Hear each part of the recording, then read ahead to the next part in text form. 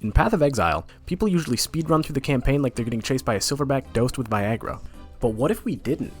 Today, I set out to see how strong of a character I can make in campaign, spending a bit more time to see just how powerful we can get. How far will we get?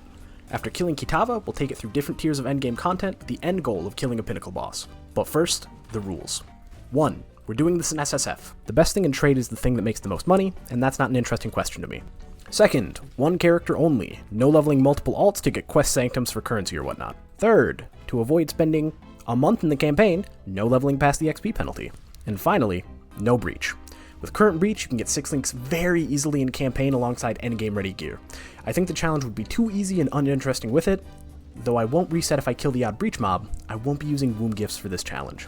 Without further ado, let's get started. Welcome, Slam L.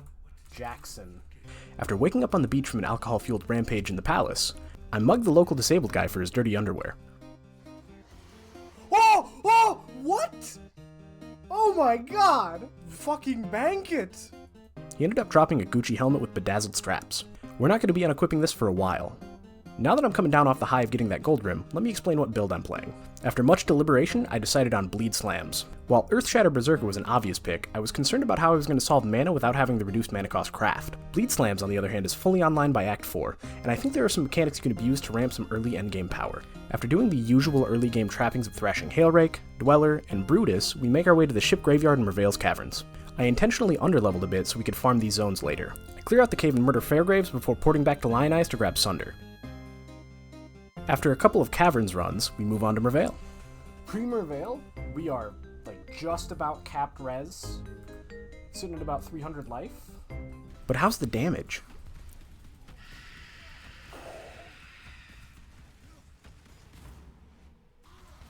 Excellent. Moving on to Act 2, we take a small detour to the den before booking it to the Chamber of Sins. You know they named this zone after Asmongold's bedroom? After killing Fidelitas, we assassinated each of the bandits for an extra skill point. After a bit more pest control in the Weaver's Chambers, we make a pit stop for the Golden Handjob before running through the Northern Forest. This is the worst. Something good? Anything good? This ritual is dog shit, dude. After a bit more chugging along, we end up getting a lucky 100 PDPS axe that we end up 4-linking. After that, I fight the fastest fall over soul I've ever had. Oh my lord. On to Act 3, starting with a quick simp for Clarissa before running to Auschwitz to deal with Piety for the first time. After grabbing our gems, we run through the sewers, busting all over the place before grabbing a few blights. We reset the docks a few times to get a Contempt Essence before running to meet up with Diala. She gives us the forbidden hot sauce to clear the sewer butthole. Then we go to the church woman Hitler is holding herself up in. We steal her keys and run into the garden where we yoink the last trial before lab. Yeah, gear is looking pretty okay. Still sitting with the gold rim. Oh, also the axe. A quick gear check before Azaro. We're running Sunder with Melee Fizz, Ruthless, and Chance to Bleed. For auras, we have Pride, Flesh and Stone, and Auto Exertion for Seismic Cry. This is primarily for the aggravate chance with exerted attacks from the Mastery. For Curse, we're running Vulnerability. We're res capped and sitting at about 1k life. We're about on pace defense-wise, but how's the damage? Oh shit, forgot to... Well, certainly a fight.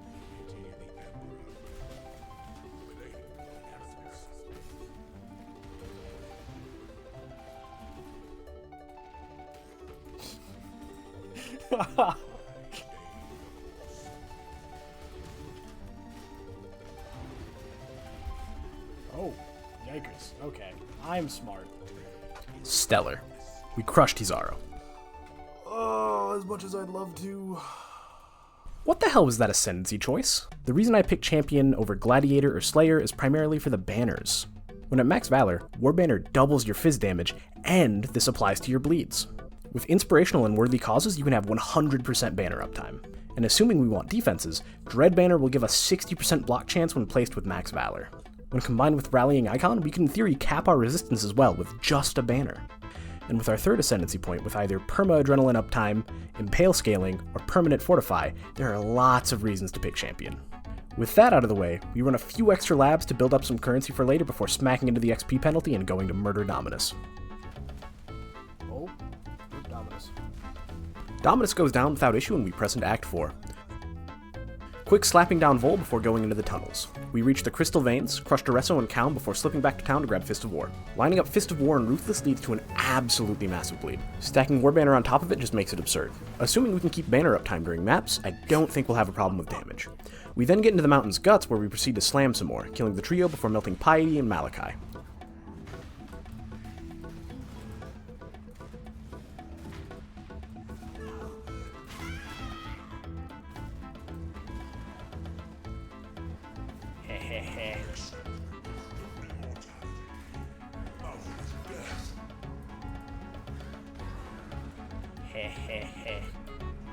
We then move on to Act 5. Act 5 is much of the same domination. After making our way into the tower, we steal the Nutsack of Zeal before defiling Innocence. Okay, that one didn't roll high. That one rolled high. Oh! War banner. Well, I didn't even need a banner. We then make our way to the rooftop where Kitava falls without issue. Coming into Act 6, this challenge really opens up. Here we get access to Heist, which assuming we don't kill any of the mobs allows us an infinite way to farm gear, so long as we get the chance orbs to buy more contracts. In theory, you could just sit here forever until you get a mirror, but we won't be needing any chance orbs just yet. If you run the quest heist Karai gives you, you can run in, grab the chests, fail the contract, and as long as you have the markers, she'll keep giving you a contract. I ran a ton of these to stack up some alteration orbs for later.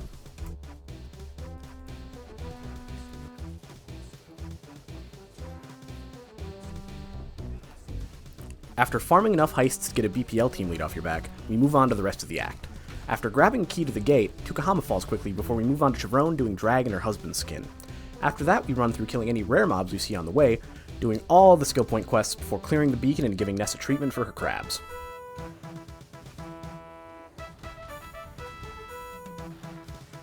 At this point, there's a light at the end of the tunnel.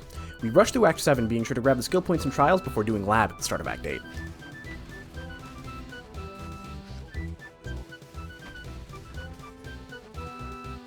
Kizaru gets smashed, but I can for sure feel the damage beginning to wane. Doing a quick gear check, most of our jewelry is good enough to map with, but we have 3 key items we need to replace. Our chest, our helmet, and our axe. Our chest is just plain sad. Though it's fine for campaign, ideally we'd have a nice 5-link by the time we get to face off against maps. As for our helmet, it's a gold rim. As nice as the resistances are, we're already overcapped and don't need the extra res, but the extra HP and armor we would get from a rare helmet would be immensely helpful for surviving. And finally, our axe. It's still sitting at 250 DPS or so. Great for campaign, certainly not for pinnacle content. Try to avoid bleeding an Eldritch Abomination out with a pool noodle, we need to figure something out. Here's our strategy. Rush as fast as we can to Act 10, killing as few things along the way as possible to have as much XP as we can work with. Running as many heists and contracts as we have XP available in the XP cap to get as much currency and gear as possible.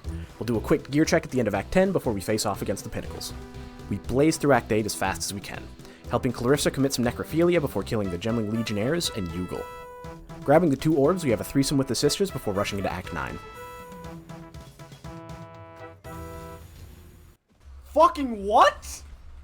What am I supposed to do with this? We're contracted for some more bug extermination in the desert, this time it's a scorpion.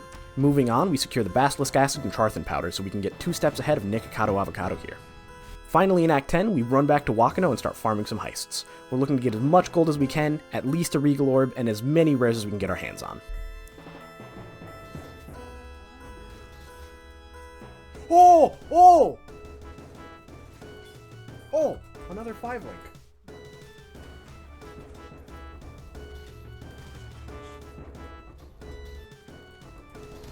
Oh, Regal. Okay, huge, dude.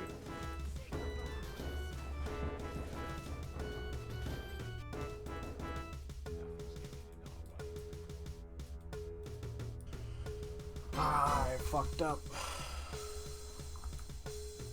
Well, for now, at least we can go craft the axe. Well, I fucked up. To avoid being there for longer than I needed to, I only did half of the contracts to completion. As a result, I ended up running out of markers. In theory, I could keep resetting zones until I get a smuggler's cache and go back in, but there's no guarantee that I'd get that, and there's other content I need to run anyways, so this might just be the last heist we do in campaign, which will seriously hamper our character strength. I move on to doing a few lab runs, farm out some quality on my vulnerability so that we can get the increased aggravate chance, and hopefully grabbing some gear upgrades on the way. Then, we press on to crafting. Started with the chest upgrade. I ended up dropping a couple 5-links in heist, but I really wanted a solid armor base. Secret technique. 40k gold later and still nothing. So I crafted up this little ditty.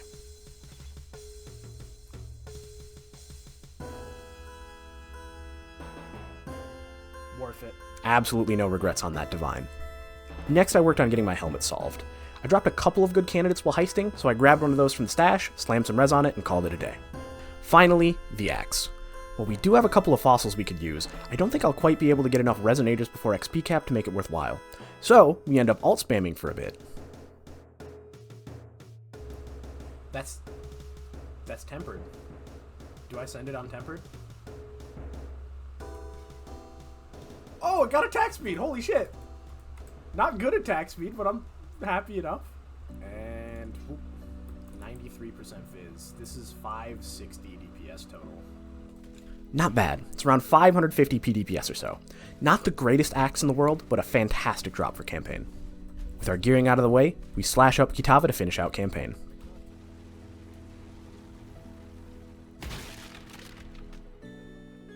Okay.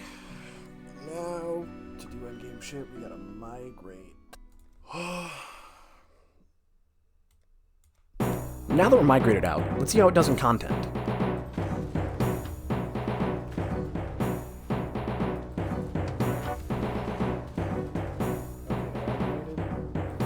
Oh my lord.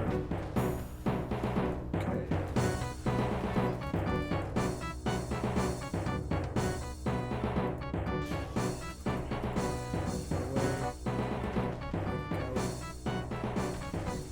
Oh, I tanked it? Insane. And that's a T16 clear. Wasn't fast or wasn't well, but it's cleared. Going into red maps, it actually did fine. One big issue though, we only have 4k armor. Even though our chest would be fine for early content, 400 armor just isn't really going to cut it. But we have to press on. Next up is Shrek.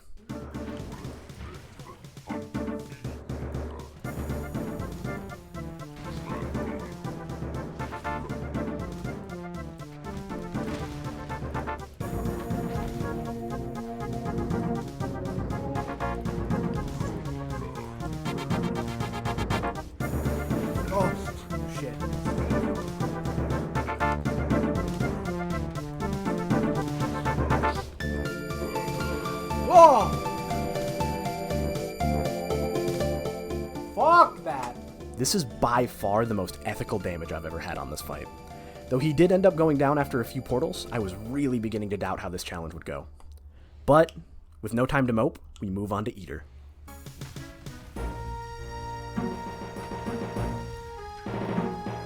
Oh.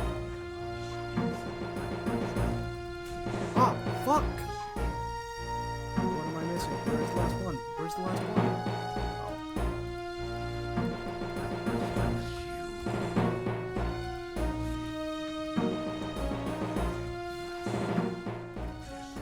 No! He was Cole! I failed. After this fight, I really considered moving on, scrapping the challenge and calling it failed. But I decided to give it one more try. I'm not going to quit now that I know it's possible. A big reason I was dying is due to positional mistakes, so I decided to swap out my War Banner for Dread Banner. Even though it cut my damage in half, I should be able to win the fight so long as I can dodge easier, and the spell sup would hopefully help me survive some of the deadlier spells.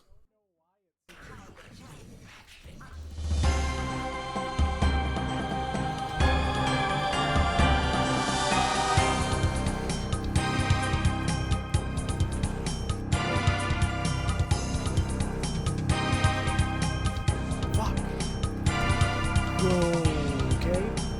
This game is actually very escapable. Oh, maybe not, maybe not. Okay. Oh!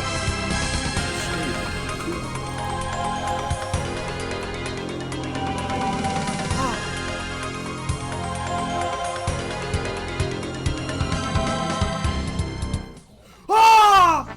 Get fucked! I am the greatest there ever was! Holy shit! Woo! After the most drawn-out Eater fight I've ever had, I won. I beat a pinnacle with gear only from the campaign. Holy Let's see how it does in T17s.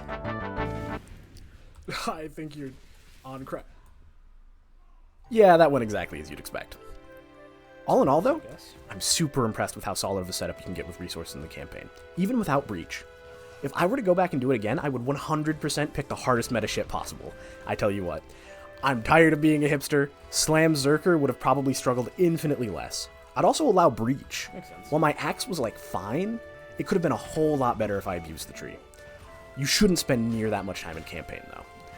It might be worth doing a few extra mechanics here and there, though, to get a slight bump in power before key milestones. That being said, hope you enjoyed, and thanks for watching.